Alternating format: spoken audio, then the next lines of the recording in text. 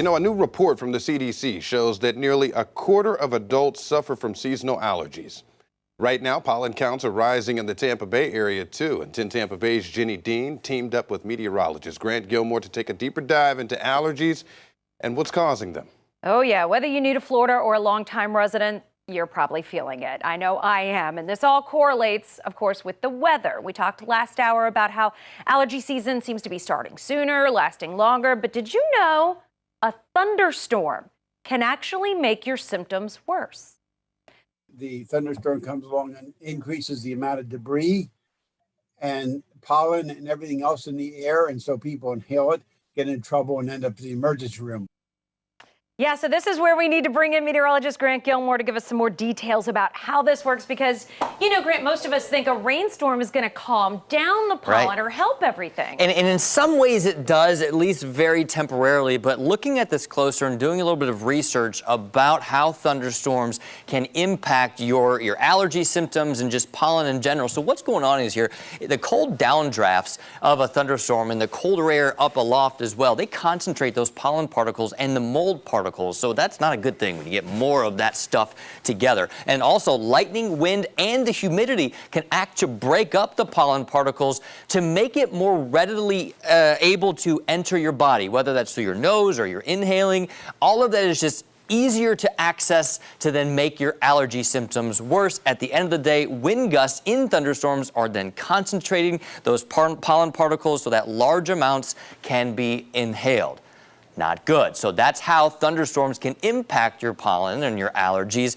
A study that was performed here, they found that people with seasonal allergies reported that 65% of them experienced thunderstorm asthma, and nearly half of them sought emergency treatment. That's why this is so important. Now, all of this is obviously really interesting, but the connection between thunderstorms and allergies, it's going to go more from there. So we can't ignore how our changing climate is also making these storms more intense and what that means for your allergies.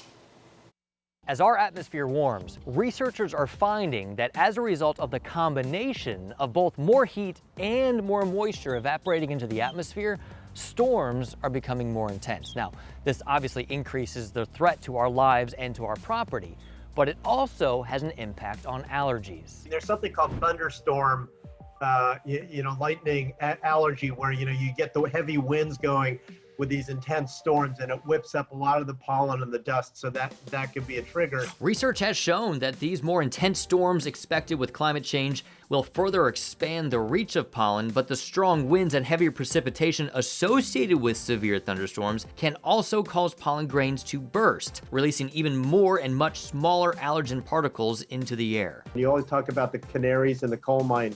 Well, we're actually feeling it. We're the canaries in the coal mine because as you get more severe allergies, that's a direct result of this climate change, these more intense releases of pollen. So we're feeling it, and there's a direct link to your health.